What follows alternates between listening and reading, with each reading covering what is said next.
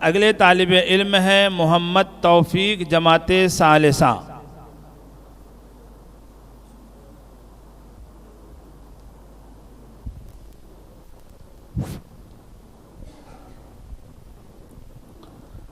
آپ کا پہلا سوال ہے، سوال نمبر ہے 13، کیا مسافر جمعہ کی امامت کر سکتا ہے جبکہ اس پر نماز جمعہ واجب نہیں؟ بسم اللہ الرحمن الرحیم۔ مسافر پر نماز جمعہ واجب نہیں، لیکن اگر وہ نماز جمعہ ادا کر لے تو اس کا جمعہ صحیح ہے اور اس کے ذمے سے نماز ظہر ساقط ہو جائے گی، اور جب اس کا نماز جمعہ درست ہے تو اگر وہ لائق امامت ہے اور دیگر شرائط جمعہ لیے جائیں تو اس کا نماز جمعہ کی امامت کرنا بھی درست ہے۔ واللہ عالم بالصواب۔ آپ کا دوسرا سوال اور سوال نمبر ہے 3 کہ زید بے وضو گھر سے نماز جنازہ کے لیے نکلا اور راستے میں موسلادھار بارش کی وجہ سے بھیگ گیا، جب پہنچا تو نماز جنازہ ہو رہی تھی، ایسی صورت میں وضو کرے گا یا تیمم؟ اگر زید بارش میں اس طرح بھیگا کہ اعضائے مغسولہ کے ہر حصے پر چند قطرے پانی کے بہہ گئے اور بھیگنے سے حضور جماعت نماز جنازہ تک وضو توڑنے والا کوئی سبب نہ پایا گیا تو وہ نہ وضو کرے نہ تیمم، اور اگر ناقص وضو پایا گیا تو اور اگر خوف ہے کہ نماز فوت ہو جائے گی تو ایسی صورت میں تیمم کرے، بشرطے کہ وہ ولی میت نہ ہو۔ اللہ عالم بالصواب۔ آپ کا تیسرا سوال ہے اور سوال نمبر ہے 19 کہ روزہ کی حالت میں دمہ کے مریض کے لیے انہیلر کا استعمال کرنا کیسا ہے؟ انہیلر کے ذریعے جو بحالت روزہ سانس لینے سے روزہ ٹوٹ جائے گا، کیونکہ انہیلر میں جو دوائی مائع کی صورت میں ہوتی ہے وہ گیس کی شکل اختیار کر کے مریض کے پھیپھڑوں میں پہنچتی ہے اور اس کے نالیاں کو کھول دیتی ہے، جس سے مریض آسانی سے سانس لینے لگتا ہے۔ واللہ عالم بالصواب۔ آپ کا پانچواں سوال ہے اور سوال نمبر ہے 41 کہ جو دوائیں سانپ یا کیڑا وغیرہ ملا کر تیار کی جاتی ہیں ان کا کھانا یا بدن پہ لگانا کیسا ہے؟ سانپ اور کیڑے دو طرح کے ہوتے ہیں، ایک وہ جس میں بہنے والا خون ہوتا ہے اور دوسرا وہ جس میں بہنے والا خون نہیں ہوتا ہے، دونوں کا کھانا حرام ہے، اور جس دوائی میں انہیں استعمال کیا گیا ہو اس کا بھی کھانا حرام ہے، اس کا بھی کھانا حرام ہے، اور وہ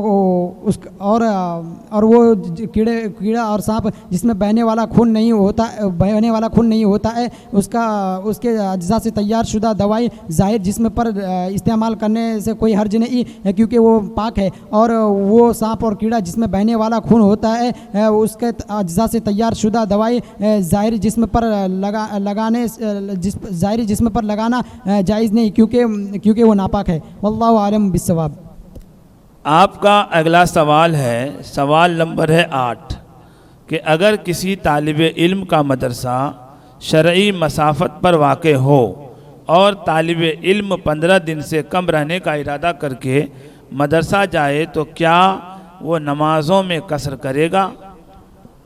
جن دنوں میں طالب علم 15 دن مکمل و پختہ ارادہ کے ساتھ مدرسے میں رہتا ہے تو ان دنوں میں وہ مقیم ہے، بلکہ پوری نمازیں پڑھے، اور جن دنوں میں اس کی نیت 15 دن سے کم یا نیت تو 15 دن کی کر رہا ہے مگر اس کی نیت حالت کے اعتبار سے نہیں، اگر وہ سمجھتا ہے کہ 15 دن سے قبل ہی چلا جائے گا تو ان صورتوں میں وہ مسافر ہے، قصر کرے گا۔ اللہ عالم بالصواب۔ آپ کا اگلا سوال ہے، سوال نمبر ہے 29 کہ زید کی 2 بیویاں ہیں، پہلی بیوی سے ایک بیٹی ہے جس کا نکاح دوسری بیوی کے بھائی سے کرنا کیسا ہے؟ زید کا اپنی پہلی بیوی کی بیٹی کا دوسری بیوی کے بھائی سے نکاح کرنا جائز و درست ہے، بشرطے کہ حرمت نکاح کی کوئی دوسری وجہ نہ ہو، مثلا رضاعت، اور کیونکہ پہلی بیوی کی بیٹی کا دوسری بیوی کے بھائی کے لیے اجنبیہ ہے، اس کے محرمات سے نہیں، اور محرمات کے علاوہ تمام عورتوں سے نکاح حلال ہے۔ واللہ عالم بالصواب۔ آپ کا اگلا سوال ہے، سوال نمبر ہے 35 کہ وقفی قبرستان میں پختہ قبر بنانا کیسا ہے؟ جو قبرستان عام مسلمانوں کے لیے وقف کیا گیا ہو اس میں پختہ قبر بنانا جائز نہیں، کیونکہ ہمیشہ کے لیے وہ جگہ کسی کے لیے کسی کی خاطر مخصوص کر لینا اس میں تصرف مالکانہ ہے، اور وقف میں ایسا تصرف حرام ہے۔ ہاں اگر وقف کرتے وقت واقف نے اپنے لیے یا دوسرے کے لیے پختہ قبر کی شرط لگائی تو اس میں کوئی حرج نہیں، واللہ عالم بالصواب۔ آپ کا اگلا سوال ہے، سوال نمبر ہے 30، کیا عورت نکاح پڑھا سکتی ہے یعنی ایجاب و قبول کرا سکتی ہے؟ عورت نکاح کا ایجاب و قبول کرا سکتی ہے، کیونکہ نکاح کے رکن ایجاب و قبول ہیں، کیونکہ ایجاب و قبول مردوں کے ساتھ خاص نہیں۔ ہاں دو مکلف مردوں یا ایک مرد دو عورتوں کا ایجاب و قبول کے الفاظ کو سننا شرط ہے، واللہ عالم بالصواب۔ آپ کا نواں سوال ہے اور سوال نمبر ہے 14، ایسے مرد و عورت کے بچے ہیں جن میں سے عورت مسلمان اور مرد عیسائی ہے، ان کو مسلم مانا جائے گا یا عیسائی، اور ان کا انتقال ہو جائے تو نماز جنازہ پڑھی جائے گی یا نہیں؟ ایمان و کفر کے متعلق ناسمجھ بچے اپنے والدین میں سے ان کے تابع ہوتے ہیں جو بہترین دین پر ہو، چونکہ عورت مسلمان ہے تو بچے بھی مسلمان مانے جائیں گے اور ان کی نماز جنازہ بھی پڑھی جائے گی، واللہ عالم بالصواب۔ آپ کا آخری سوال اور سوال نمبر ہے 1، فقہ کسے کہتے ہیں اور علم فقہ کے بغیر اسلامی زندگی کا تصور کتنا مشکل ہے؟ احکام شرعیہ عملیہ ان کی تفصیلی دلائل سے جاننے کا نام فقہ ہے۔ فقہ اسلامی تعلیمات کا نچوڑ اور قرآن کریم کا خلاصہ ہے، اور سنت رسول صلی اللہ تعالی علیہ وسلم کی روح اور شریعت کے عمومی مزاج کا ترجمان ہے۔ اسلامی زندگی کے لیے چراغ راہ ہے، اس لیے اسلامی زندگی کا ہر شعبہ و پہلو پوری طرح اس سے مربوط ہے، بغیر اس کے انسانی زندگی نامکمل و ادھوری ہے۔ علاوہ ازیں آج اکثر مسلمانان عالم قرآن و حدیث سے بلا واسطہ استفادہ کی اہلیت سے محروم ہے، لہذا بغیر فقہ کے اسلامی زندگی گزارنا انتہائی مشکل ہے، واللہ عالم بالصواب۔ اگلے طالب علم ہیں زبیر احمد، جماعت سابعہ۔ نہیں وہ بول ہی رہا ہے ایسا، دوسرے طالب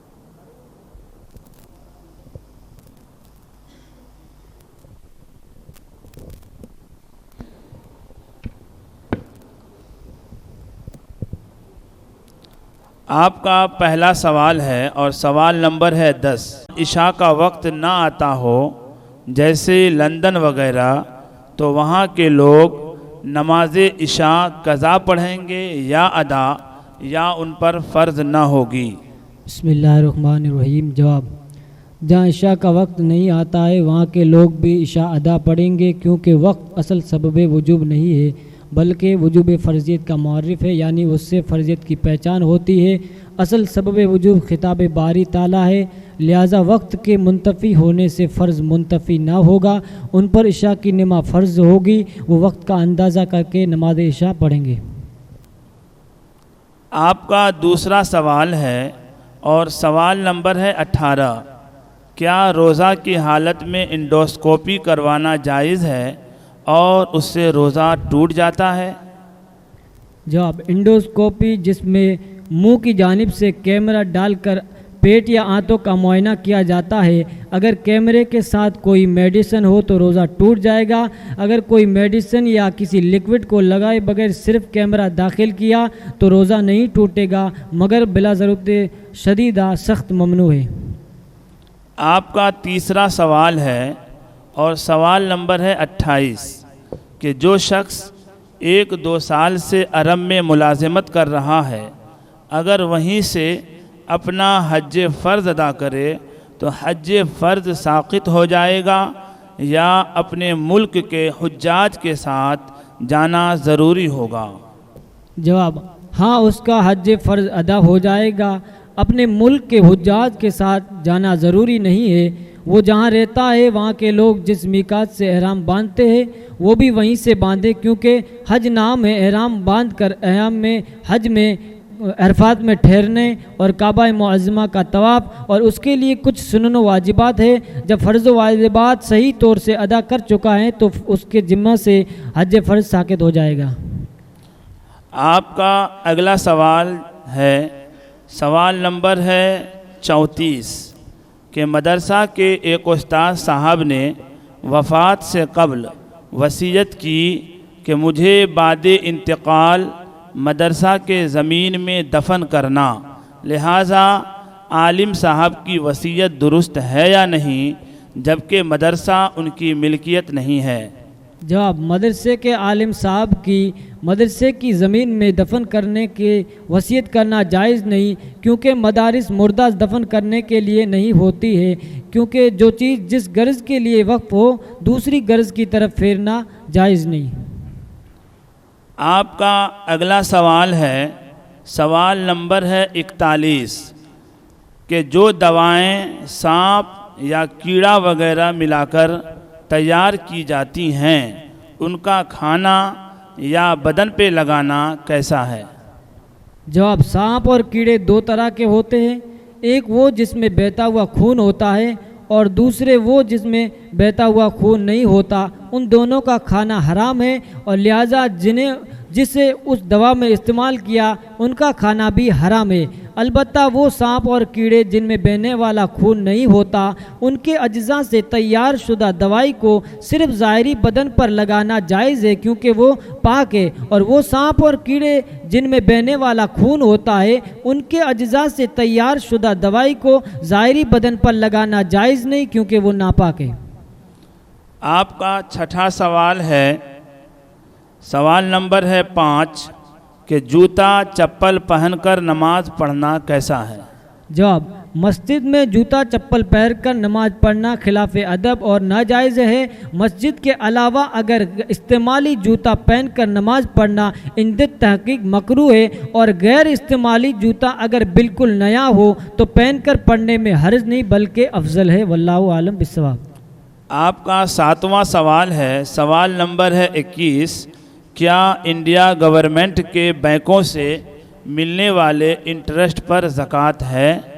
جواب: انڈیا گورنمنٹ کے بینکوں سے ملنے والا انٹرسٹ بال اتفاق علماء اہل سنت مال مباح ہے، جس کا لینا جائز و درست ہے. البتہ مال مباح پر بغیر قبضے کے ملکیت ثابت نہیں ہوگی. جب بینک سے نکال کر انٹرسٹ پر قبضہ کر لے تو وہ مالک ہو جائے گا، اس پر زکوٰۃ واجب ہوگی جملہ شرائط کے ساتھ. آپ کا 8واں سوال ہے اور سوال نمبر ہے 32 کہ ہندوستان میں جو کورٹ میرج یعنی کورٹ کے ذریعہ شادی ہوتی ہے شریعت کی نگاہ میں اس کی حقیقت کیا ہے؟ جواب: ہمارے ہندوستان میں جو کورٹ میرج رائج ہے اس سے قطعاً نکاح نہیں ہوگا، کیونکہ اس میں نہ میاں بیوی کے نہ ایجاب و قبول ہوتا ہے، نہ میاں بیوی کے دین کا خیال کیا جاتا ہے، نہ متعلقہ بیوہ عورت کی عدت گزارنے کا لحاظ کیا جاتا ہے، بلکہ اس میں صرف ایک میاں بیوی ہونے کی ایک سند دی جاتی ہے جو عند شرع ہرگز معتبر نہیں. واللہ عالم بالصواب. آپ کا 9واں سوال ہے، سوال نمبر ہے 13 کیا مسافر جمعہ کی امامت کر سکتا ہے جبکہ اس پر نماز جمعہ واجب نہیں؟ جواب: مسافر پر نماز جمعہ واجب نہیں، لیکن اگر اس نے نماز جمعہ پڑھ لی تو اس کی نماز جمعہ صحیح ہے اور اس کے ذمہ سے ظہر کی نماز ساقط ہو جائے گی. جب اس کی نماز جمعہ صحیح ہے اور وہ امامت کے لائق ہے اور دوسرے شرائط جمعہ پا لیے جائے تو وہ امامت کروا سکتا ہے. واللہ عالم بالصواب. آپ کا آخری سوال ہے، سوال نمبر 1 ہے فقہ کسے کہتے ہیں اور علم فقہ کے بغیر اسلامی زندگی کا تصور کتنا مشکل ہے؟ جواب: احکام شرعیہ عملیہ کو ان کے تفصیلی دلائل سے جاننے کا نام فقہ ہے. فقہ اسلامی تعلیمات کا نچوڑ قرآن کریم کا خلاصہ اور سنت رسول صلی اللہ علیہ وسلم کی روح اور شریعت کے عمومی مزاج کا ترجمان و اسلامی زندگی کے لیے چراغ راہ ہے. اس لیے علوم اسلامیہ میں اس کی جو اہمیت و ضرورت ہے وہ آفتاب نیم روز کی طرح آیا ہے. اسلامی زندگی کا ہر شعبہ و پہلو پوری طرح سے اس سے مربوط ہے، بغیر اس کے انسانی زندگی نامکمل مکمل و ادھوری ہے۔ علاوہ ازیں کہ آج اکثر مسلمانان عالم قرآن و حدیث کے بلا واسطہ استفادہ کے اہلیت سے محروم ہے، لہذا فقہ کے بغیر اسلامی زندگی گزارنا انتہائی مشکل ہے۔ واللہ عالم بالصواب۔ اگلے طالب علم ہیں محمد رضوان، جماعت رابعہ۔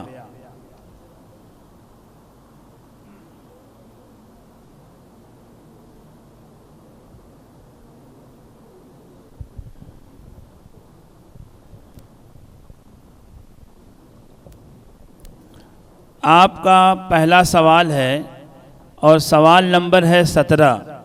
روزہ کی حالت میں گلوکوز یا طاقت یا بھوک پیاس کا انجیکشن لگوانے سے روزہ ٹوٹتا ہے یا نہیں؟ بسم اللہ الرحمن الرحیم۔ روزہ کی حالت میں انجیکشن لگوانے سے روزہ نہیں ٹوٹتا، خواہ رگ میں لگایا جانے والا انجیکشن ہو یا پٹھوں میں، مگر بلا ضرورت شدید احتراز بہتر ہے، اور بھوک اور پیاس سے بچنے کے لیے کیا تو مکروہ ہے۔ واللہ اعلم بالصواب۔ آپ کا دوسرا سوال ہے اور سوال نمبر ہے 30۔ کیا عورت نکاح پڑھا سکتی ہے یعنی ایجاب و قبول کرا سکتی ہے؟ عورت نکاح کا ایجاب و قبول کرا سکتی ہے، کیونکہ نکاح کے رکن ایجاب و قبول ہے، اور ایجاب و قبول کرانا مردوں کے ساتھ خاص نہیں۔ ہاں، دو مکلف مردوں یا ایک مرد دو عورت کا ایجاب و قبول کے الفاظ کا ایک ساتھ سننا شرط ہے۔ واللہ اعلم بالصواب۔ آپ کا تیسرا سوال ہے اور سوال نمبر ہے 42۔ گورنمنٹ بینک سے سودی قرض لینا کیسا ہے؟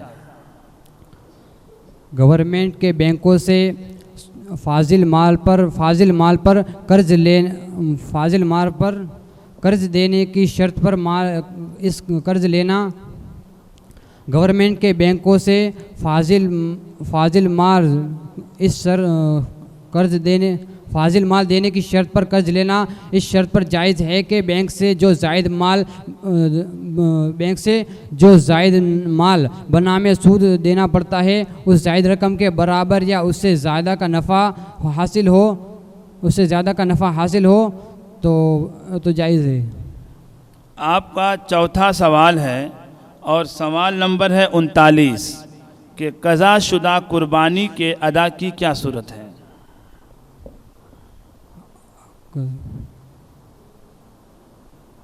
حضرت ایک مرتبہ اور سوال ہے آپ کا کہ قضا شدہ قربانی کے ادا کی کیا صورت ہے؟ اگر چند سال کی قربانی قضا ہوئی ہے تو ہر سال کے عوض ایک اوسط درجہ کا بکرا یا اس کی قیمت صدقہ کرے۔ اگر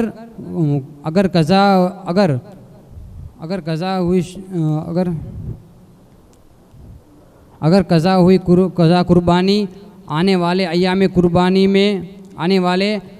قربانی میں جانور ذبح کر کے ادا کرنا چاہے تو نہیں کر سکتا، بلکہ اب بھی بکرا یا اس کی قیمت صدقہ کرے۔ آپ کا پانچواں سوال ہے اور سوال نمبر ہے 29 کہ زید کی 2 بیویاں ہیں، پہلی بیوی سے ایک بیٹی ہے جس کا نکاح دوسری بیوی کے بھائی سے کرنا کیسا ہے؟ زید کا اپنی پہلی بیوی کے بیٹی کا دوسری بیوی کے بھائی سے نکاح کرنا درست ہے، بشرط یہ کہ حرمت نکاح کی دوسری وجہ مثلاً رضاعت نہ ہو، کیونکہ پہلی بیوی کی بیٹی دوسری بیوی کے بھائی کے لیے اجنبیہ ہے اور اس کے محرمات سے نہیں، اور سوائے محرمات سے تمام عورتوں سے نکاح حلال ہے۔ واللہ عالم بالصواب۔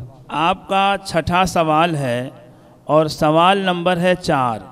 مصنوعی بال جمانا اور اس کے ساتھ وضو و غسل کرنا کیسا ہے؟ مصنوعی بال لگانا اگر اس طرح ہو کہ سر کو زخمی کر کے بال نصب کیے گئے ہیں تو یہ حرام و گناہ ہے کہ بلا ضرورت شرعیہ اپنے سر کو زخمی کر کے ایذا پہنچایا ہے، اور رہا اس سے وضو اور غسل تو کوئی حرج نہیں، بشرط یہ کہ اعضائے مقتولہ کے ہر حصے پر پانی بہہ جائے۔ واللہ عالم بالصواب۔ آپ کا 7واں سوال ہے اور سوال نمبر ہے 9۔ دوران نماز قرأت اگر بھول جائے کہ کتنا پڑھا ہے اور اب کتنا پڑھنا ہے تو کیا حکم ہے؟ मुसल्ली अपने गालिब गुमान पर अमल करेगा। अगर उसका गालिब ज़न ये है कि बीच में ये आयत छूट चुकी है तो उसको पढ़े, और अगर गालिब ज़न ये है कि पढ़ चुका है तो दोहराने की ज़रूरत नहीं। वल्लाहु आलमु बिस्सवाब। आपका अगला सवाल है, सवाल नंबर है 16 कि चंद जनाजे जमा हों जिनमें मर्द व औरत और बच्चे बच्चियां हैं तो एक नमाज जनाजा पढ़ना कैसा है, और ऐसी सूरत में कौन सी दुआ पढ़ी जाएगी। अगर चंद जनाजे यकजा मौजूद हो, उसमें नाबालिग बच्चा बच्ची जवान बूढ़े मर्द औरत सब हो, तो बेहतर यह है कि सबकी नमाज जनाजा अलग अलग पढ़ी जाए, और अगर चाहे तो एक ही नमाजा पढ़े तो इस सूरत में पहले बालिगों की दुआ पढ़े फिर नाबालिगों की दुआ पढ़े। आपका अगला सवाल है, सवाल नंबर है 19 कि रोज़ा की हालत में दम्मा के मरीज़ के लिए इनहेलर का इस्तेमाल करना कैसा है। इन्हेलर के ज़रिए बहालत रोज़ा सांस लेने से रोज़ा टूट जाएगा, क्योंकि इन्हेलर में मौजूदा दवाई जो माए की सूरत में होती है वो गैस की शक्ल इख्तियार करके मरीज़ के फेफड़ों में पहुंचती है और उसकी नालियां खोल देती है, जिससे मरीज़ आसानी से सांस लेने लगता है। वल्लाहु आलमु बिस्सवाब। आपका आखिरी सवाल है, सवाल नंबर है 38 कि इमामत व तदरीस बिल उजरत पर सवाब की उम्मीद है या नहीं। असल यही है कि इबादत व ताआत पर उजरत मुतलकन हराम है, मगर फ़ुक़हाए मुताख़िरीन रहिमुल्लाह ज़रूरत तालीम कुरान व फ़िक़्ह और इमामत व अज़ान पर उजरत जायज़ फरमाई, मगर उजरत लेने की सूरत में सवाब न मिलेगा। वल्लाहु आलमु बिस्सवाब। अगले तालिब इल्म हैं मोहम्मद हनीफ जमात खामिसा।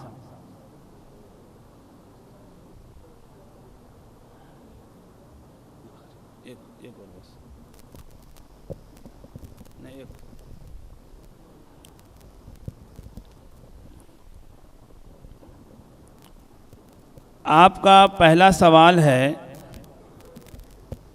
सवाल नंबर है 10। जहाँ इशा का वक्त ना आता हो, जैसे लंदन वगैरह, तो वहाँ के लोग नमाज इशा कज़ा पढ़ेंगे या अदा, या उन पर फ़र्ज़ ना होगी। बिस्मिल्लाहिर्रहमानिर्रहीम। जहाँ इशा का वक्त ना आता हो वहाँ के लोग नमाज इशा अदा पढ़ेंगे, क्योंकि असल सबब वजूब नहीं है, वह फ़र्जियत का मौरिफ़ है। लिहाजा असल सबब वजूब खिताब बारी ताला हैं। वक्त के मुंतफ़ी होने से फ़र्ज़ मुंतफ़ी ना होगा, वहाँ के लोगों पर नमाज इशा फ़र्ज़ होगी और वक्त का अंदाज़ा लगाकर नमाज इशा अदा की जाएगी।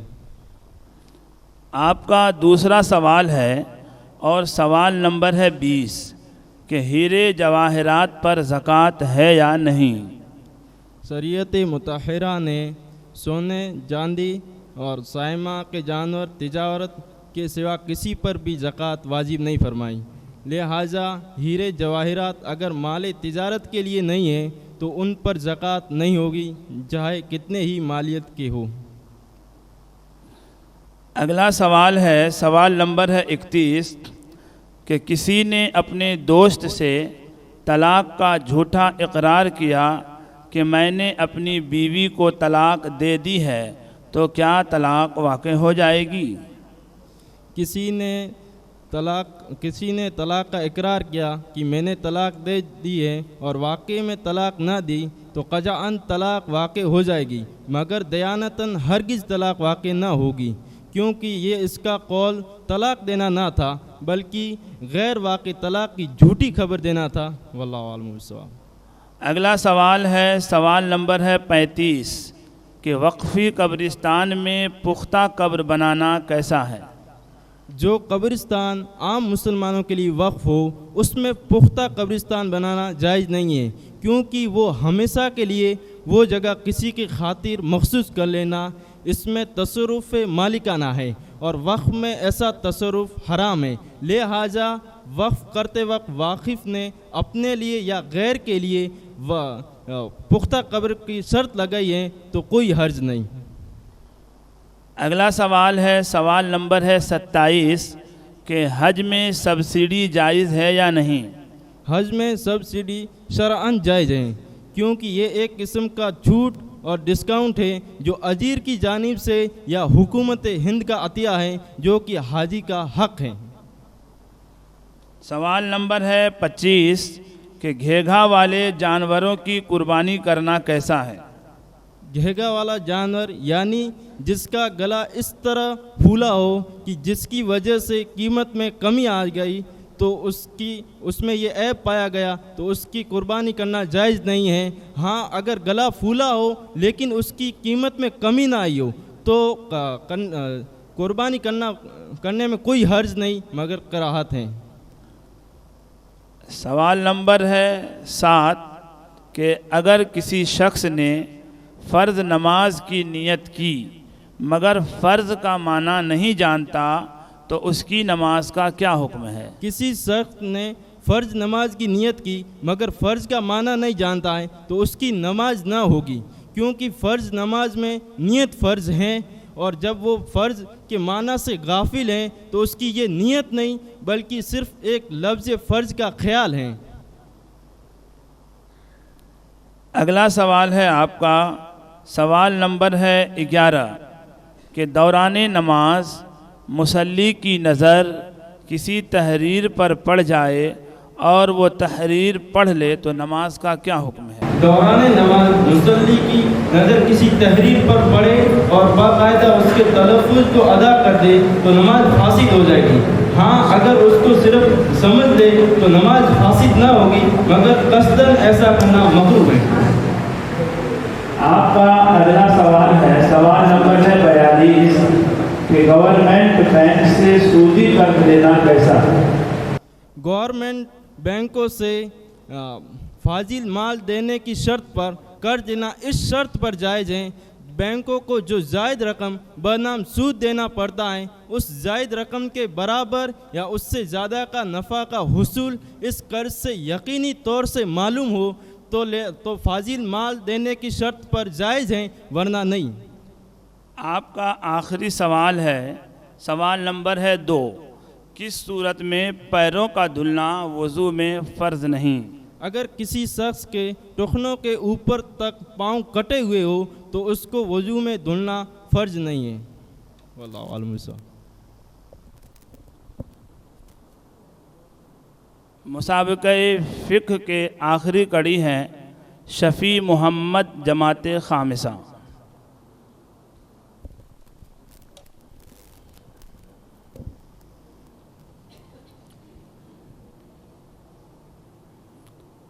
آپ کا پہلا سوال ہے، سوال نمبر ہے 18 کیا روزہ کی حالت میں انڈوسکوپی کروانا جائز ہے اور اس سے روزہ ٹوٹ جاتا ہے؟ بسم اللہ الرحمن الرحیم۔ انڈوسکوپی یعنی جس میں منہ کی جانب سے کیمرہ داخل کر کے پیٹ اور آنتوں کا معائنہ کیا جاتا ہے۔ اگر اس کے ساتھ کوئی میڈیسن ہو تو روزہ ٹوٹ جائے گا، لیکن اگر کوئی اس کے ساتھ میڈیسن یا لیکوڈ وغیرہ نہ ہو، صرف کیمرہ داخل کیا جائے تو روزہ نہیں ٹوٹے گا اور بلا ضرورت شدیدہ سخت ممنوع ہے۔ واللہ اعلم بالصواب۔ آپ کا اگلا سوال ہے، سوال نمبر ہے 36 کہ زید کے نابالغ بچے کو اس کے رشتہ دار نے کوئی چیز ہبہ کی جسے زید نے اپنے نابالغ بچے کے لیے بخوشی قبول کیا، پھر اس رشتہ دار سے نااتفاقی کی وجہ سے زید وہ چیز واپس کر سکتا ہے یا نہیں؟ زید کا اپنے نابالغ بچے کا ہبہ قبول کرتے وقت بچہ اس کا مالک ہو جائے گا۔ اب زید کو یہ اختیار نہیں کہ اسے واپس کر سکے، اور اگر سمجھدار اگر کسی چھوٹے بچے نے کوئی ہبہ قبول کیا ہے تو وہ اسے اختیار ہیں کہ وہ اسے واپس کر سکتا ہے۔ اگلا سوال ہے آپ کا، سوال نمبر ہے 28 کہ جو شخص 1-2 سال سے عرب میں ملازمت کر رہا ہے اگر وہیں سے اپنا حج فرض ادا کرے تو حج فرض ساقط ہو جائے گا یا اپنے ملک کے حجاج کے ساتھ جانا ضروری ہوگا؟ ہاں اس کا حج فرض ادا ہو جائے گا، اس کو اپنے ملک کے حجاج کے ساتھ جانے کی ضرورت نہیں ہے، کیونکہ حج نام ہے ایام حج میں عرفات میں ٹھہرنے اور کعبہ معظمہ کے طواف کرنے، اور اس کے لیے کچھ سنن واجبات بھی ہیں، جب وہ صحیح طور پر ادا کر لے گا تو اس کا حج ساقط ہو جائے گا۔ چوتھا سوال ہے آپ کا، اور سوال نمبر ہے 26 کہ قصر یا حلق کے لیے وہ صابن و کریم جو بال صاف کرنے کے لیے آتے ہیں استعمال کرنا کیسا ہے؟ احرام سے نکلنے کے لیے قصر و حلق کے علاوہ دوسرے طریقے سے بھی بال دور کرنا جائز ہیں، جیسے کہ چونا، ہڑتال وغیرہ، اور ایسے صابن و کریم سے استعمال کرنا جائز ہیں جس سے بال دور ہو جائیں، بشرطے کہ وہ نجس اور ناپاک نہ ہو۔ واللہ اعلم بالصواب۔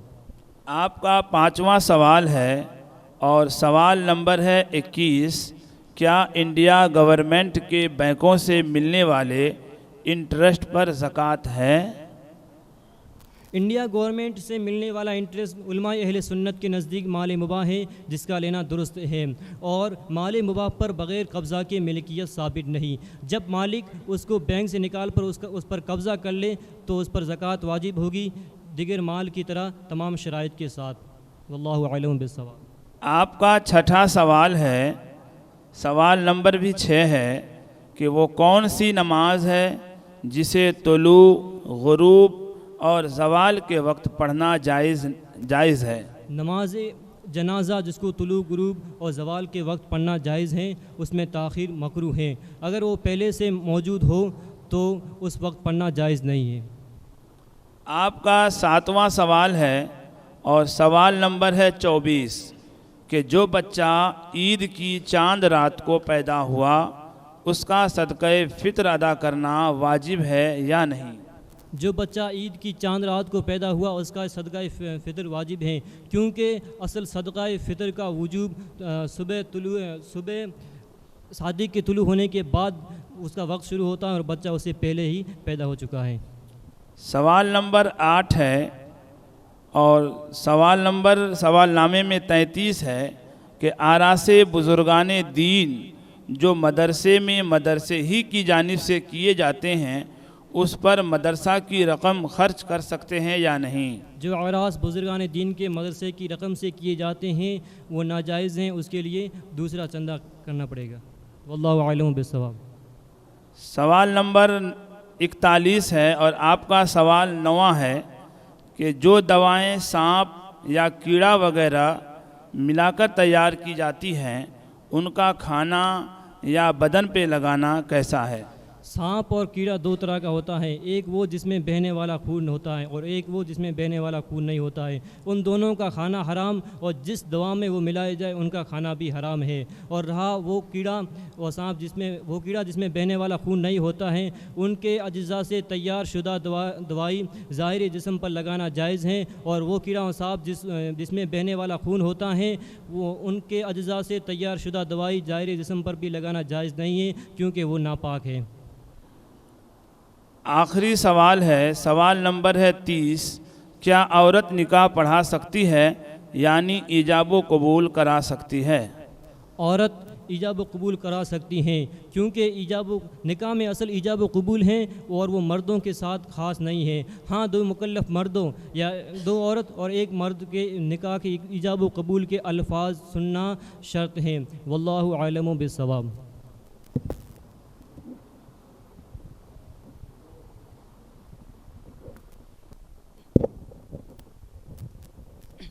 السلام علیکم ورحمۃ اللہ وبرکاتہ۔ صلی اللہ علیہ یا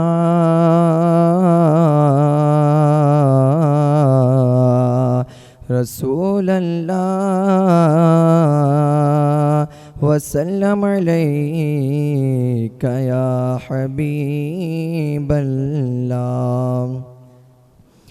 آپ کی ذات پاک سے جس کو پیار ہے محمود جیلانی، پیار ہے محمود جیلانی، آپ کی ذات پاک سے جس کو پیار ہے محمود جیلانی، پیار ہے محمود جیلانی، آپ کی ذات پاک سے جس کو پیار ہے محمود جیلانی، آپ کی ذات پاک سے جس کو پیار ہے محمود جیلانی، سچ کہتا ہوں صحرا بھی گلزار ہے محمود جیلانی، گلزار ہے محمود جیلانی، اور جس کے دل میں آپ کا سچا پیار ہے محمود جیلانی، جس کے دل میں آپ کا سچا پیار ہے محمود جیلانی، دعویٰ ہے وہ جنت کا حقدار ہے محمود جیلانی، حقدار ہے محمود جیلانی، اور مرشد مرشد کہے کہ جب بھی سویا ہوں میں بستر پر، مرشد مرشد کہے کہ جب بھی سویا ہوں میں بستر پر، آپ کے روئے انور کا دیدار ہے محمود جیلانی، دیدار ہے محمود جیلانی، سچ کہتا ہوں صحرا بھی گلزار ہے محمود جیلانی۔ السلام علیکم۔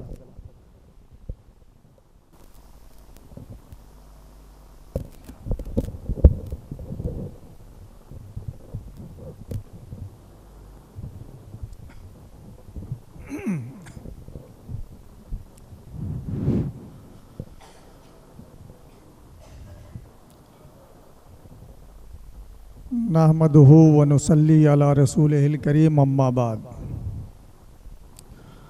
فاعوذ باللہ من الشیطان الرجیم، بسم اللہ الرحمن الرحیم، الا ان اولیاء اللہ لا خوف علیہم ولا هم یحزنون، صدق اللہ العظیم وبلغنا رسولہ النبی المتین الکریم، من الشاہدین والشاکرین والحمد للہ رب العالمین۔ آئیے سب سے پہلے اپنے اور ساری کائنات کے مرکزی عقیدت رسول رحمت کی بارگاہ عظمت میں درود پاک کا ہدیہ پیش کریں اور پڑھیں اللہم صلی علی سیدنا و مولانا محمد وبارک وسلم صلاۃ و سلاما علیک یا رسول اللہ صلی اللہ علیہ وسلم۔ یہ محفل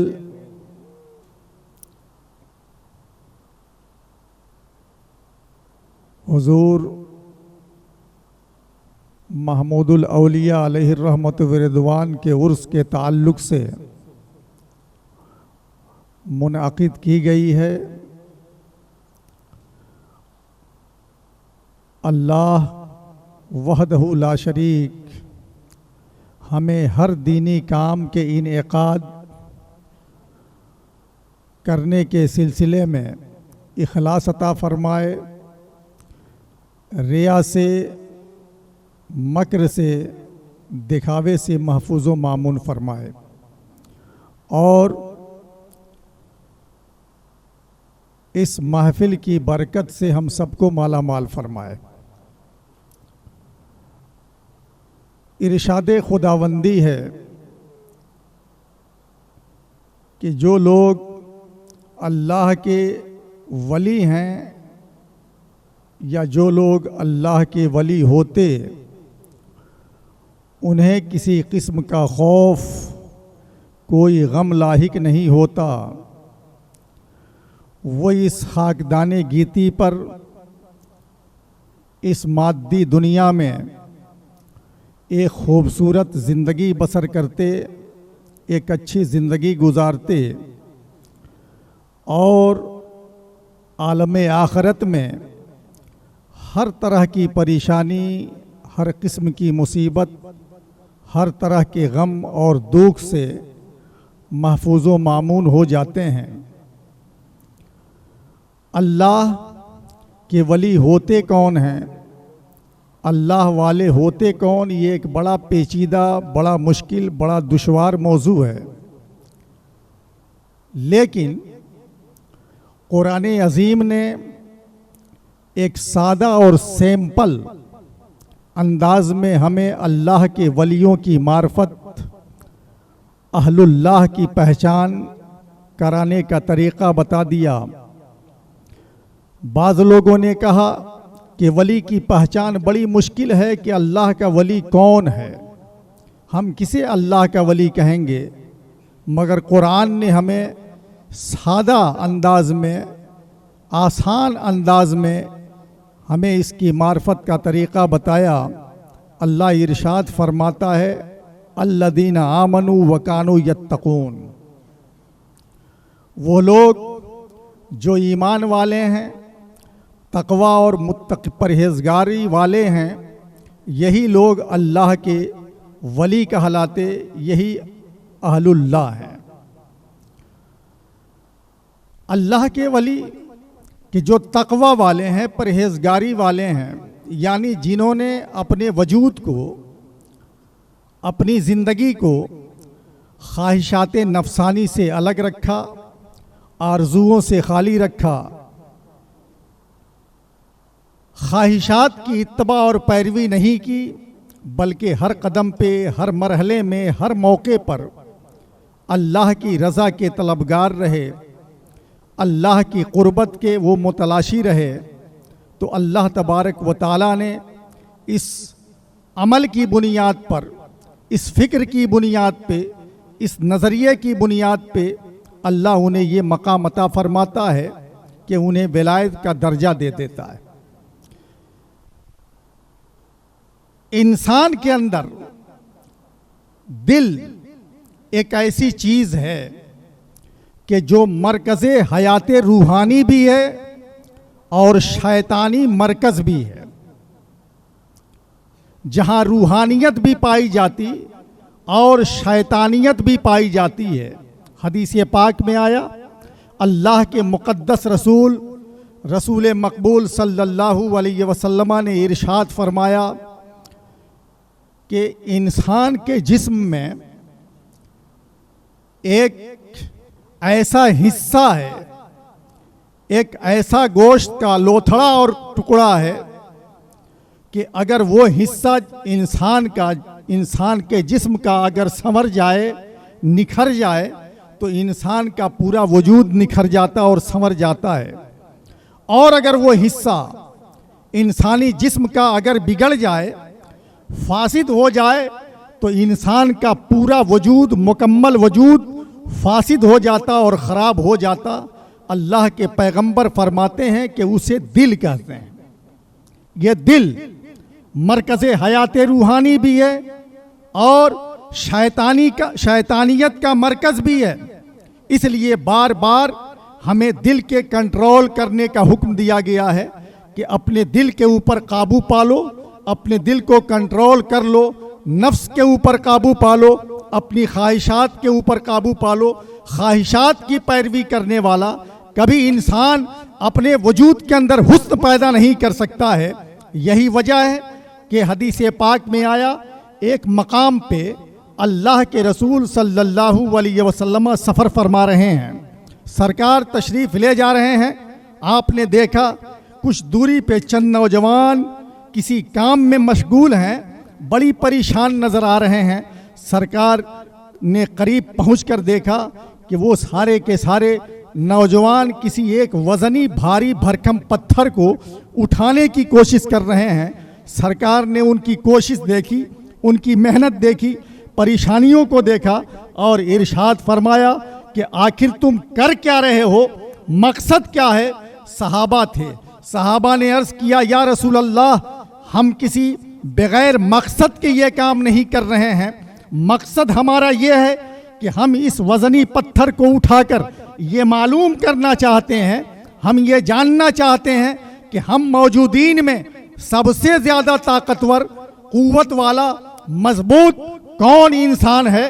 اتنا سننا تھا کہ کہ اللہ کے پیغمبر نے ارشاد فرمایا تبسم فرماتے ہوئے کہ اے میرے پیارو، کیا میں تمہیں کوئی ایسا حقیقی پیمانہ نہ بتا دوں، ایک ایسا معیار نہ بتا دوں کہ جس کی بنیاد پر تم یہ پتہ لگا سکو، یہ اندازہ کر سکو کہ تم میں سب سے زیادہ طاقتور کون ہے؟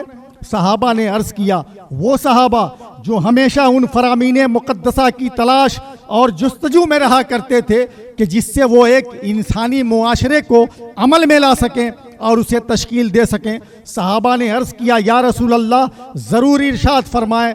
اللہ کے رسول نے برجستہ یہ فرمایا تھا کہ الشدید من غلب علی نفسہ، سب سے زیادہ تم میں طاقتور انسان وہ کہلائے گا جو اپنے نفس پہ قابو پالے، اپنے نفس کے اوپر، اپنے دل کے اوپر قابو پالے، وہی انسان سب سے زیادہ دنیا میں طاقتور کہلاتا ہے۔ اس لیے کہ طاقت ایک سادہ قوت کا نام ہے، اگر یہی طاقت اگر بغیر خیر کے پائی جائے، جس کے اندر خیر کا کوئی حصہ نہ ہو، تو وہی طاقت انسان کے لیے عذاب بن جاتی ہے، وہی طاقت انسان کے لیے موت بن جایا کرتی، اور وہی طاقت انسان کا کہ اخلاق کے دیوالیہ کو نکال دیتی ہے، وہی انسان، وہی طاقت انسان کے کردار کو تباہ کر دیتی ہے۔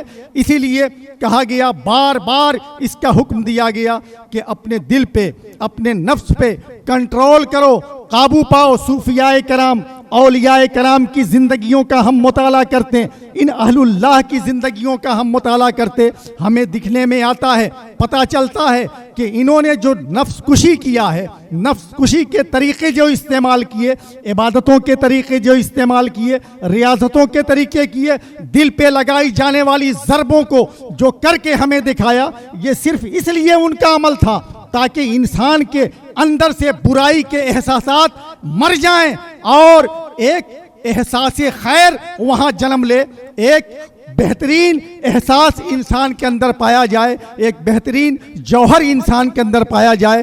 نفس لوامہ پہ انسان اسی وقت قابو پاتا ہے نفس امارہ کے اوپر کہ جب وہ جوہر جو برائیوں کا ہوتا ہے جب وہ مر جاتا اور جوہر خیر انسان کے اندر وجود میں آتا ہے۔ اگر وہ جوہر اگر مردہ ہو جائے، اگر وہی جوہر اگر پھر سے مر جائے تو پھر وہ نفس باغی ہو جاتا، انسان کو تباہی کے دہانے پہ پہنچا دیتا ہے۔ تو انسان اللہ کے ولیوں کو جو یہ مقام ملا اور اللہ نے انہیں ولایت سے سرفراز کیا اور اپنا قرب عطا کیا، وہ صرف اس بنیاد پہ کہ انہوں نے اپنے نفس کو کچلنے کی کوشش کی ہے، اپنے نفس پہ قابو پایا ہے، اپنے دل پہ کنٹرول کیا ہے، نفس کشی کی ہے، تو اس کا نتیجہ پروردگار پاک نے یہ عطا فرمایا کہ اللہ نے ان کو ولایت کے مقام پہ فائز فرما دیا اور اپنا دوست بنا لیا۔ ولی، اللہ کے ولی، ولی ایک ایسا لفظ ہے کہ جو صفت کا صیغہ ہے، فعیل کے وزن پہ آتا ہے ولی، اور فعیل کبھی فاعل کے معنی میں آتا اور کبھی مفعول کے معنی میں آتا۔ اگر ولی کو جو ہم فعیل کے وزن پہ مانتے، اگر اس کو فاعل کے معنی میں لے تو اس کا معنی ہوتا ہے کہ مدد کرنے والا۔ تو اب ولی اللہ کا مطلب یہ ہوگا کہ اللہ کی مدد کرنے، جبکہ اللہ اس سے پاک ہے، اللہ کی کوئی مدد نہیں کرتا۔ تو پھر علماء نے یہ بیان فرمایا کہ جب ہم ولی کو فعیل کے وزن پر مان کر فاعل کے معنی میں لیں تو مطلب یہ ہوگا کہ یہاں پر دین کو مقدر ماننا پڑے گا، یعنی ولی اللہ کا مطلب ہوگا ولی دین اللہ، اللہ کے دین کی مدد کرنے والا۔ یہ اللہ کے اولیاء جو ہوتے ہیں اللہ کے دین کی اشاعت کرتے ہیں، اللہ کے دین کی تبلیغ کرتے ہیں، پیغام الہی کو دنیا کے کونے کونے، گوشے گوشے اور چپے چپے میں پھیلاتے ہیں۔ آپ کے پیر و مرشد اور ہم سب کے مرشد برحق جن کے تعلق سے ہم یہ محفل منا رہے ہیں اور عرس کا ہم نے انعقاد کیا ہے، آپ ان کی زندگی کا مطالعہ کریں۔ آپ چونکہ صوبہ راجستھان کے رہنے والے ہیں، آپ اپنے علاقے سے واقف ہیں، آپ جانتے ہیں کہ آپ کا وہ علاقہ آپ کی جانے سے پہلے اس کی کیفیت کیا تھی، پوزیشن کیا تھی، صورتحال کیا تھی، جہاں پر اسلامی کوئی رنگ نظر نہیں آتا تھا، جہاں نورانیت نہیں تھی، جہاں اسلام کا چراغ نہیں جل رہا تھا۔ ایسے ماحول میں جا کر کے دین کی تبلیغ کر کے، دین کی اشاعت کر کے، پیغام الہی کو پہنچا کر کے ان لوگوں کے دلوں کے اندر اسلام کی روشنی عطا فرمائی ہے، اسلام کو پھیلایا ہے، اسلام کی خدمت کی ہے۔ آج راجستھان کے گوشے گوشے میں، چپے چپے میں آج آپ کو حافظ نظر آتا ہے، عالم نظر آتا ہے، قاری نظر آتا ہے۔ یہ خدمت دین ہی تو ہے، آپ نے یہ دین کی خدمت کی ہے۔ اس تعریف کی بنیاد پر، اس معنی اور مفہوم کی بنیاد پر بلا شبہ یہ اس بات کی دلیل ہے کہ آپ اللہ کے ولی ہیں، اللہ کے برگزیدہ ولی ہیں، اہل اللہ میں آپ کا شمار کیا جاتا۔ اور اگر اسی ولی کو فعیل کے وزن پہ مان کر کے مفعول کے معنی میں لیا جائے تو مطلب یہ ہوگا کہ جس کی مدد کی گئی، یعنی اللہ جس کی مدد کرتا ہے۔ اور یہ کہا گیا جب اللہ مدد کرتا ہے تو اللہ کی مدد اس انداز میں ہوتی ہے کہ اللہ فرماتا ہے کہ میں اس انسان کی آنکھ بن جاتا ہوں جس سے وہ دیکھتا ہے، میں اس کے لیے کان بن جاتا جس سے وہ سنتا ہے، میں اس کے لیے ہاتھ بن جاتا جس سے وہ پکڑتا ہے۔ مطلب کیا ہے؟ آنکھ تو اس کی ہوتی مگر قوت بصارت اللہ عطا فرماتا ہے، ہاتھ اس کا ہوتا ہے مگر قوت بطش پکڑنے کی طاقت اللہ کی جانب سے اس کے اندر ودیت کر دی جاتی ہے، کان اس کے ہوتے ہیں مگر قوت سماعت اللہ اس کے اندر ودیت کر دیتا ہے۔ یہ مقام اللہ کا عطا فرماتا ہے۔ جب انسان سے اللہ محبت فرماتا، اور اللہ انسان سے محبت کب فرماتا ہے؟ جب انسان اللہ کے قرب کا متلاشی ہوتا ہے۔ سچی طلب لے کر کے انسان جب میدان کارزار میں کودتا ہے، جہاد کے میدان میں کودتا ہے، جد و جہاد اور کوشش کرنے کے میدان میں جب کودتا ہے تو اللہ تبارک و تعالی اسے اپنا قرب عطا فرما دیتا ہے۔ یہی وجہ ہے کہ امام فخر الدین رازی علیہ الرحمہ فرماتے ہیں کہ ولایت کہتے کسے ہیں؟ کہتے ہیں کہ الولایت عبارت عن القرب، ولایت نام ہے قرب کا، قرب سے عبارت ہے کہ جو انسان اللہ کے قرب کا متلاشی ہوتا ہے، ہر وقت، ہر گھڑی، ہر ساتھ، ہر لمحہ اس کی نگاہوں کے سامنے یہ ہو کہ ہمیں اللہ کا قرب چاہیے۔ ایک سچی طلب لے کر کے جب نکلتا ہے اللہ اس میں کامیابی بھی عطا فرماتا، اپنا قرب بھی عطا فرماتا، اور وہ اللہ کی رضا کے حصار میں ہو جایا کرتا ہے۔ اعلیٰ حضرت عظیم البرکت مجدد دین و ملت رضی اللہ تعالیٰ عنہ نے ایک واقعہ لکھا ہے ملفوظات کے اندر کہ سچی طلب کی بنیاد پر کامیابی اللہ کی جانب سے انسان کو کیسے میسر ہوتی ہے۔ آپ لکھتے ہیں کہ ایک انسان تھا جس کے دل میں ایک مرتبہ سچی طلب پیدا ہوئی کہ ہمارا کوئی مرشد نہیں ہے، ہمارا کوئی پیر نہیں ہے، ہمارا کوئی رہنما نہیں ہے، ہمیں مرشد برحق کی تلاش ہے، ہمیں مرشد کامل کی جستجو ہے، مرشد کامل کی جستجو۔ اور مرشد کامل کی تلاش میں وہ انسان باہر نکلتا ہے مگر اسے کوئی مرشد کامل ملتا نہیں ہے۔ کوشش جاری رکھی اس نے اپنی، سعی پیہم کیا اور جہد مسلسل کرتا رہا، مرشد برحق کی تلاش میں رہا۔ لکھتے ہیں، فرماتے ہیں کہ ایک مرتبہ ایک رات کا موقع تھا، ایک جگہ دیکھا ایک آنے والا انسان بڑی تیزی اور سرعت کے ساتھ چلا آ رہا ہے۔ اس انسان کے پاس پہنچ کر کہتا ہے آپ ہی میرے مرشد برحق ہیں، آپ ہی میرے مرشد کامل ہیں۔ کہنے والے نے کہا ارے یار میں چور ہوں، ڈاکو ہوں، رات کے سناٹے، رات کی سیاہی اور تاریکی میں چوری کر کے میں آ رہا ہوں۔ کہا نہیں، گرچہ آپ اپنے آپ کو چور کہیں، آپ میرے مرشد برحق ہیں، مرشد کامل ہیں۔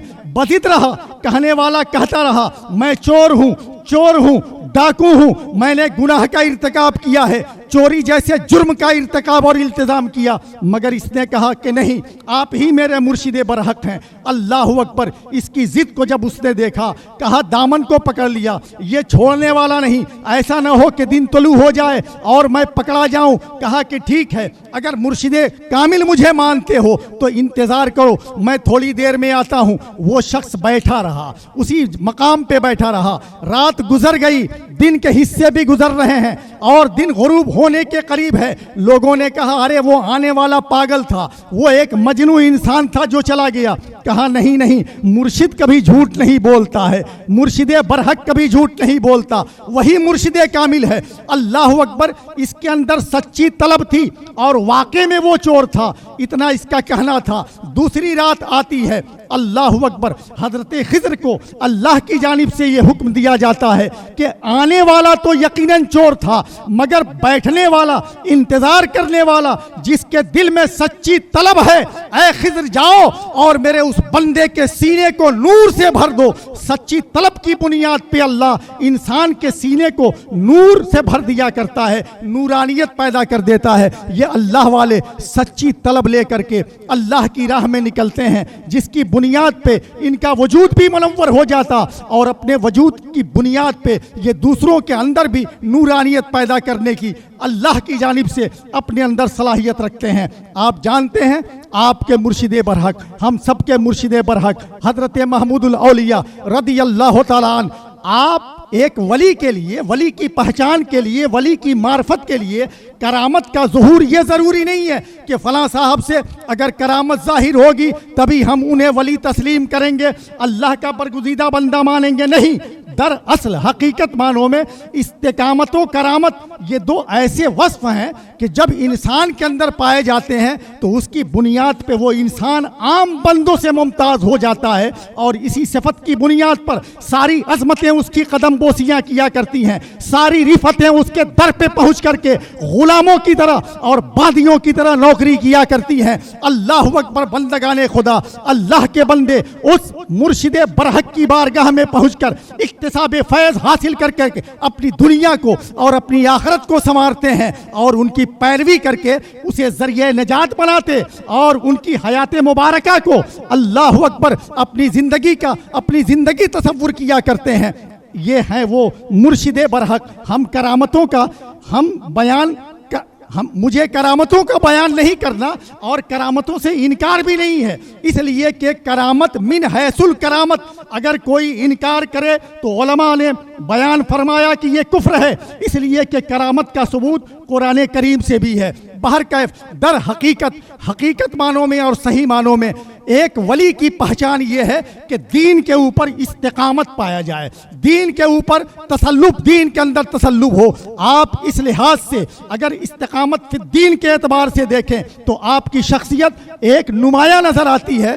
ایک ہم نے واقعہ پڑھا ہے کہ آپ کی زندگی کا آخری وقت تھا، آخری لمحہ ہے، اور آپ بمبئی کے ایک ہاسپٹل میں زیر علاج ہیں. اللہ اکبر.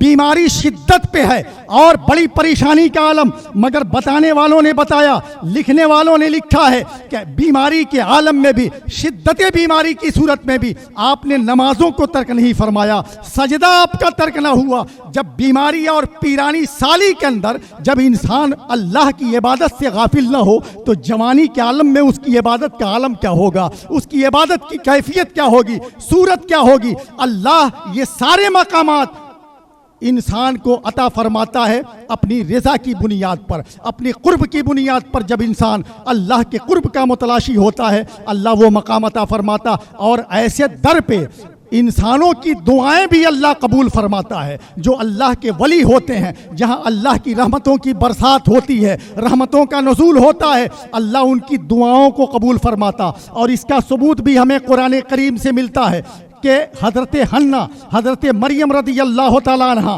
جن کی صاحبزادی ہیں، حضرت حنہ یہ عمران کی بیوی ہیں. یہ جوڑے ایسے تھے جو اولاد سے جھولی خالی تھی، گود خالی تھی. اللہ نے کوئی اولاد عطا نہیں فرمائی، مگر حضرت مریم ہے، حضرت حنہ ہیں، حضرت عمران ہیں. شکایت نہیں کیا، شکوہ نہیں کیا، بلکہ صبر و شکر کے ساتھ اللہ کی تقسیم پہ اپنی رضامندی کا اظہار کیا. ایک مرتبہ حضرت حنہ صحن میں، اپنے گھر کے صحن میں آرام کر رہی ہیں، دیکھا کہ پرندوں نے اپنے بچوں کو گھونسلوں میں اور دانہ کھلا رہے ہیں اور پیار کا اظہار کر رہے ہیں. اللہ اکبر. ان پرندوں کی اس محبت کو دیکھ کر حضرت حنہ نے اپنے ہاتھ کو بارگاہ الہی میں اٹھا کر یہ دعا کی تھی، اے مولا تو پرندوں کو، تو جانوروں کو بھی اولاد عطا فرماتا اور وہ بھی ان کے اندر بھی محبت کا جذبہ عطا فرماتا. اے مولا تو نے انسان کو سب سے مشرف بنایا ہے، اے اللہ ہمیں بھی اولاد عطا فرما دے، ایک ہمیں اولاد عطا فرما دے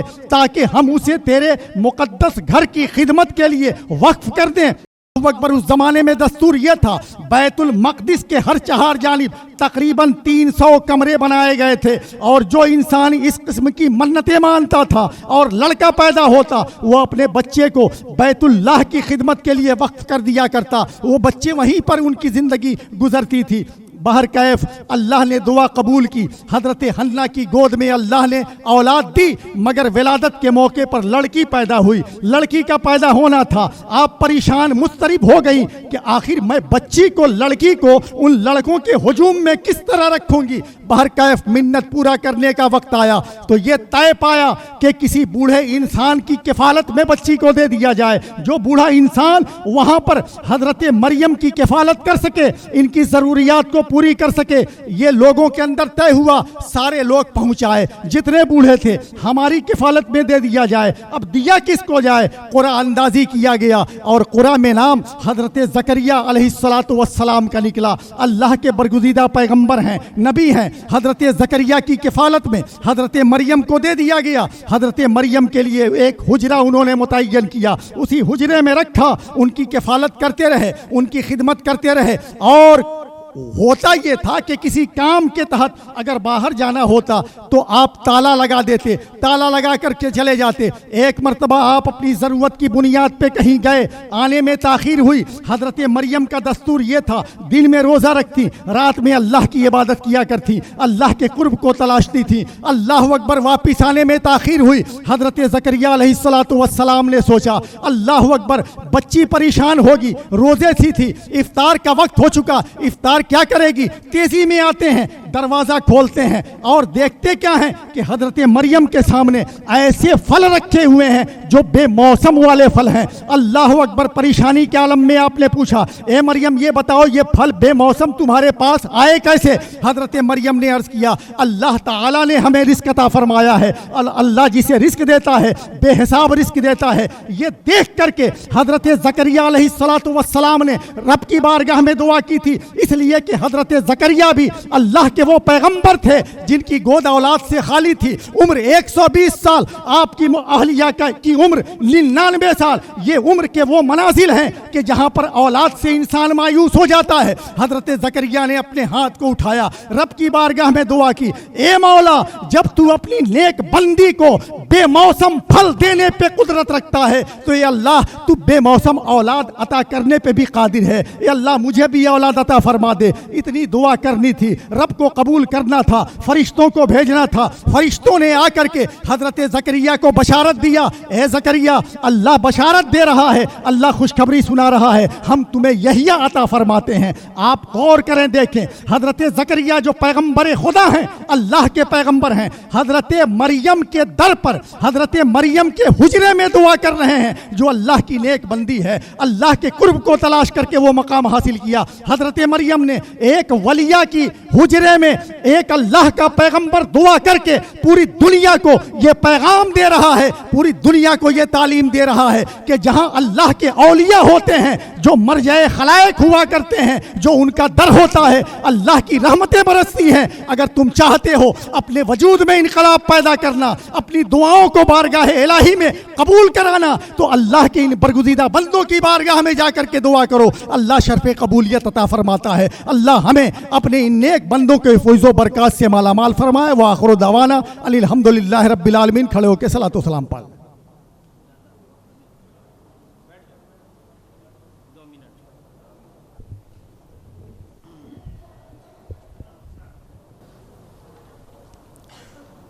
لک الحمد یا اللہ والصلاۃ والسلام علیک یا رسول اللہ صلی اللہ تعالی علیہ وسلم. معزز علماء کرام, سامعین و حاضرین, السلام علیکم ورحمۃ اللہ تعالی وبرکاتہ. ہم سب حاضرین و سامعین کی عرس محمود الاولیاء میں شریک ہوئے, اس کی ہم لوگوں کے لیے سعادت مندی جتنی ہو وہ کم ہے, اور جتنا ہم اپنے آپ کو نازاں ہو وہ کم ہے. حضور محمود الاولیاء کی زندگی کو ہم لوگوں نے لوگوں سے سنا اور کتابوں میں پڑھا, لیکن جو لوگ صحبت یافتہ ہیں فیض یافتہ ہیں ان سے پوچھا جائے، ان سے دریافت کیا جائے تو وہ الگ انداز میں رقص ہو کر کے اور مچل کر کے جھوم کر کے بیان کرتے ہیں اور ان کی آنکھیں نمدیدہ ہو جاتی ہیں۔ تو حضور محمود الاولیاء کے تعلق سے بڑے اختصار اور جامعیت کے ساتھ ہمارے ادارے کے شیخ الحدیث نے پرمغز خطاب فرمایا، ان کی شعبہ زندگی کے ایک خاص شعبے کو استقامت فی الدین کا تذکرہ کیا۔ استقامت فی الدین کے تعلق سے میں ایک بات بتاؤں حضور محمود الاولیاء کی، وہ یہ کہ نماز کی پابندی اس قدر تھی خود کوئی اور دوسروں کو بھی رغبت دلانے کی کہ جو شمار سے اور بیان سے باہر ہے۔ حضور محمود الاولیاء کسی سے ناراض نہیں ہوتے، بہت ہی منکسر المزاج تھے، صاحن صفت انسان تھے، لیکن جب کوئی نماز چھوڑتا تو وہ اس سے ناراض ہو جاتے، تو ناراض ہوتے تو اللہ کی ناراضگی کی بنیاد پر ناراض ہوتے کہ جب انسان نماز چھوڑتا ہے تو اس سے اللہ ناراض ہوتا ہے۔ تو محمود الاولیاء کا یہ بھی استقامت تھا، دینی جذبہ تھا، غیرت ایمانی تھی کہ وہ کسی بندے سے ناراض ہوتے اپنے پرسنلی لائف کے اعتبار سے نہیں بلکہ کس کی فرض کے ترک کی بنیاد پر ہوتے تھے۔ اور آج آپ نے فقہی مسابقے میں شرکت فرمائی، فقہ کے معنی آپ نے بتایا، فقہ کا لغوی معنی سب سمجھتے ہیں کہ سمجھ کے آتے ہیں، اور فقہ کا ایک لغوی معنی آتا ہے دین میں گہری سمجھ پیدا کرنا، دین میں گہری سمجھ عطا کرنا۔ اب حضور محمود الاولیاء کی ذات کو سامنے رکھو، دارالعلوم فیض اکبری کے قیام کو سامنے رکھو، تو یہ سب باتیں روزے روشن کی طرح آپ پر آشکارا ہو جائے گی اور ظاہر ہو جائے گی کہ حضور محمود الاولیاء نے مختلف خطے کے لوگوں کو کس طرح سے اس ادارے کے قائم کر کے دین کی سمجھ عطا کی۔ جن کو کچھ یاد نہیں، کچھ نہیں آتا تھا، وضو بنانے کا سلیقہ نہیں تھا، تو آپ کو ادارہ قائم کر دیا تو آپ کے دین کی سمجھداری آ گئی۔ تو اب اس سے کیا ہو سکتا ہے کہ آج آپ کے فقہی پروگرام میں، فقہی اجلاس میں صاحب ادارہ، بانی ادارہ کی روح مچلتی ہوئی نظر آتی ہوگی کہ ہم نے جس مقصد کے تحت قائم کیا، آج ہمارے بچے دینداری میں سمجھ بھی پیدا کر رہے ہیں، اور یہاں سے نہ جانے کتنے کتنے شیخ الحدیث، قاری قرآن، حافظ قرآن فارغ ہو کر کے اپنے خدمت دین میں لگے ہوئے ہیں اور اپنی اپنی جگہ پر خدمت انجام دے رہے ہیں۔ قابل مبارکباد ہیں آپ لوگ تمام اساتذہ کرام، شرکائے مسابقہ، کہ وہ لوگ یہاں پر محنت اور مشقت کے ساتھ ان بچوں کے پیچھے محنت کی، لگن کے ساتھ انہیں تیار کیا۔ اللہ تعالیٰ حضور محمود الاولیاء کے فیضان کرم سے ہم سب کو مالا مال فرمائے، اور سب مسابقے کے شرکا کو میں تہے دل سے مبارکبادی پیش کرتا ہوں کہ آپ لوگوں نے بڑی سمجھداری کے ساتھ، بڑے دلچسپی کے ساتھ آپ نے فقہی مسابقہ میں شرکت کی۔ اللہ تعالیٰ آپ کے علم میں، عمل میں بے پناہ برکتیں عطا فرمائے۔ آئیے، رزلٹ آؤٹ ہو چکا ہے اور اس میں کچھ بچے کو کبیدہ خاطر ہونے کی ضرورت نہیں ہے، کیونکہ میدان میں جب آتا ہے تو فتح کسی کسی کو ملتی ہے۔ ہم سب کو رزلٹ کا یہی سروے سروا مانتے ہیں، سب کو دولہا مانتے ہیں۔ میرے نزدیک سب بچے ایک نمبر پر آ گئے ہیں، وہ یہ کہ ہمارے بچوں کو مسائل سے واقفیت ہو گئی، اس سے بڑا نمبر کچھ نہیں ہو سکتا ہے۔ لیکن چونکہ ایک پروٹوکول ہے، ایک سسٹم ہے، اس کی بنیاد پر ہم آپ لوگوں کو وہ نتائج سناتے ہیں، اور وہ آپ کے بھائی ہی پائیں گے، ہم میں سے کوئی، ہماری ٹیم، ہماری قوم میں سے کوئی نہیں پائے گا، بلکہ آپ کے بھائیوں میں سے ان کو انعام ملے گا۔ تو بھائی کے لیے خوشی منانا بھی کیا ہے، اور ہنستا ہوا چہرہ رکھنا بھی یہ عبادت میں سے۔ اب آئیے، وقت کافی ہو چکا ہے، اس لیے میں آپ لوگوں کو رزلٹ کے تعلق سے بتا دوں کہ اس میں 16 طلبہ شریک ہوئے جو سب مجموعی اعتبار سے ترغیبی انعام کے مستحق ہیں، اور اس کا مجموعی نمبر تھا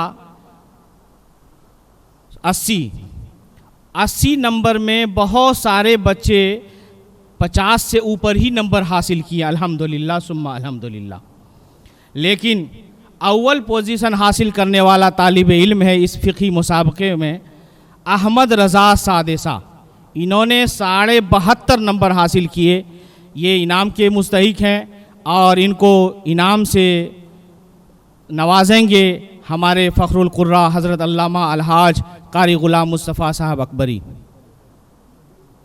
کھڑے ہو جائیے تھوڑا، نہیں کھڑا ہو جائے۔ دوسرے نمبر پر آنے والا طالب علم ہے زبیر احمد سابیہ، اس نے 71 نمبر حاصل کیا، 71، آدھا پونا کا بھی حساب کتاب چلا ہے۔ پھر اس کو انعام دیں گے ہمارے شیخ الحدیث مفتی صفی اختر صاحب امجدی۔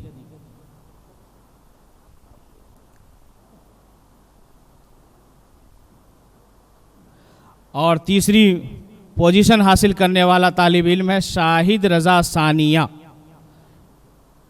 انہوں نے 70 نمبر حاصل کیے، 70 اور اس کا چوتھائی یہ نمبر حاصل کیے۔ باقی کی فہرست پڑھنے میں بہت دیر لگے گی، اور باقی جتنے بھی بچے ہیں اس کو انعام سے نوازیں گے ہمارے مولانا نظر الدین صاحب اکبری، انہوں نے اپنے ٹرسٹ کی جانب سے، ربانی ایجوکیشن ٹرسٹ کی جانب سے اس کا انعام کا اہتمام کیا ہے۔ ان کی ٹرسٹ کے بقا کے لیے اور ان کی کامیابی کے لیے دعا کریں۔ اب بقیہ طالب علم آویں اور ترتیب وار ان تینوں بچوں کو چھوڑ کر کے سارے اساتذہ کرام سے ایک ایک کر کے حاصل کر لیں، دعائیں لے کر کے جائیں۔ سارے بچے آویں۔ محمد شریف سابیہ، عبداللہ سابیہ، سلیم اختر خامسہ، سید شبیر حسین سامنہ، رفیق سامنہ، محمد رضوان رابعہ، حاجی خان ثانیہ، شفیع محمد خامسہ، شوکت علی ثالثہ، محمد حنیف خامسہ، محمد توفیق ثالثہ، محمد رئیس ثامنہ۔ دیجیے سب کو، سارے اساتذہ سے دیجیے، اور یہ اکبر صاحب سے دلوائیے۔ آئیے اکبر صاحب، اسکول کی طرف سے نمائندگی ہو جائے۔ یہ رئیس لو، اکبر صاحب آئیے ادھر۔ ہمارے S M J high school کے پرنسپل جناب اکبر علی صاحب یہ رئیس صاحب کو انعام دے رہے ہیں۔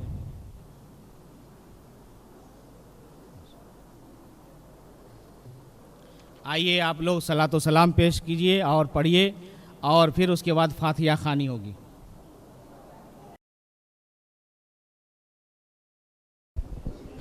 مصطفیٰ جان رحمت پہ لاکھوں سلام، مصطفیٰ جان رحمت پہ لاکھوں سلام، شمع بز میں ہدایت شہر یار ارم تاج دار حرم، شہر یار ارم تاج دار حرم، نوبہار شفاعت پہ لاکھوں سلام، مصطفیٰ جان رحمت پہ لاکھوں سلام، شمع بز میں ہدایت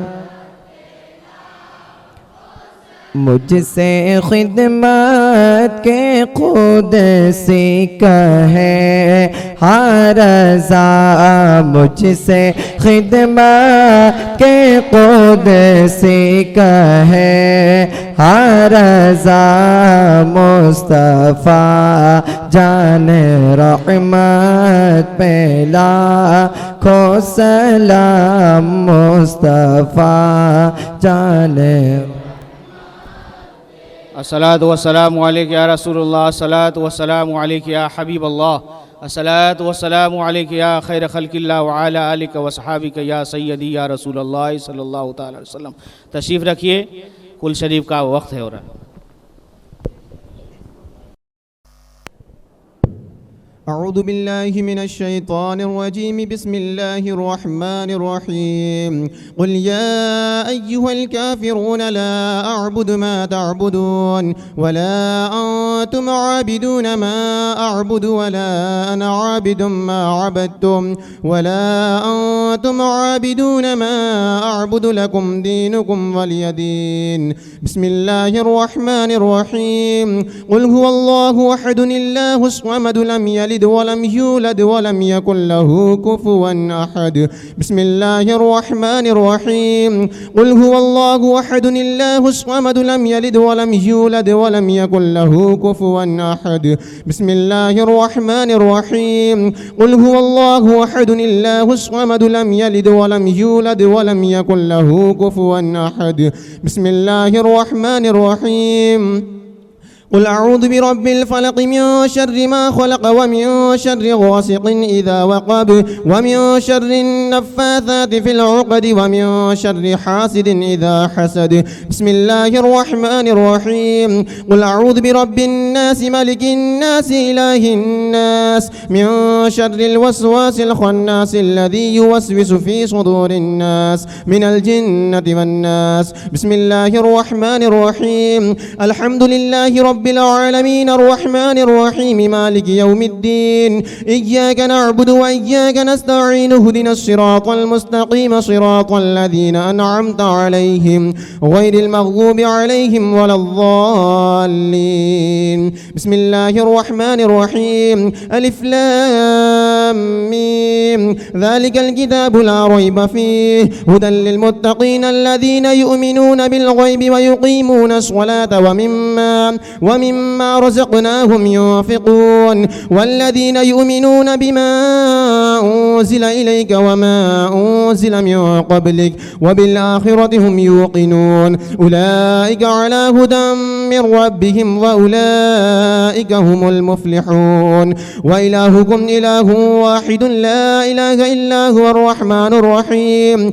إن رحمة الله قريب من المحسنين وما أرسلناك إلا رحمة للعالمين. ما كان محمد أبا أحد من رجالكم ولكن رسول الله وخاتم النبيين وكان الله بكل شيء عليما. إن الله وملائكته يصلون على النبي يا أيها الذين آمنوا صلوا عليه وسلموا تسليما.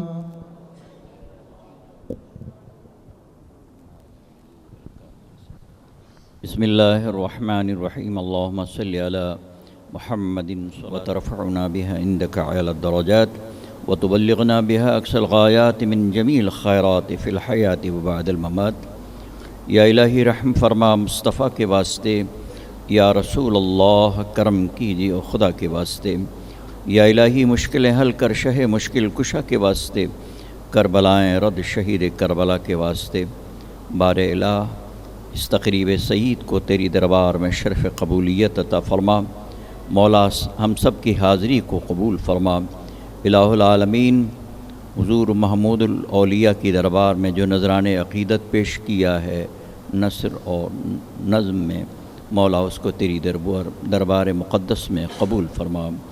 الہ العالمین آج کی مبارک شب میں جو فیوز و عرفان کی بارش ہو رہی ہے، مولا اس کے چھینٹے ہمارے دلوں پر بھی عطا فرما. الہ العالمین حضور سیدی آقائی سیدنا محمود پیا علیہ رحمت و رضوان کے فیوز و برکات سے ہم سب کو مستفیض فرما. مولا کریم ہمارے علم و عمل میں خیر و برکتیں عطا فرما. مولا کریم ہمیں علم نافع عطا فرما اور شریعت مطہرہ پر صحیح معنوں میں عمل پیرا ہونے کی توفیق عطا فرما. الہ العالمین اس مقدس بارگاہ سے جو منسلک ہیں مولا جہاں جہاں ہیں، اور حضور کی تمام امت پر خصوصی آج کا فیضان عطا فرما. مولا کریم اس مبارک شب کے فیوز برکات سے ان سب کو مستفیض فرما. اللهم ربنا تقبل منا إنك أنت السميع العليم وتب علينا إنك أنت التواب الرحيم. بلغ العلا بكماله كشف الدجى بجماله حسن جميع خصاله صلوا عليه وآله وسلموا تسليما. اللهم صل على سيدنا مولانا محمد معدن الجود والكرم وآله وصحبه وبارك وسلم بفضل سبحان ربك رب العزة عما يصفون وسلام على المرسلين والحمد لله رب العالمين. آمين.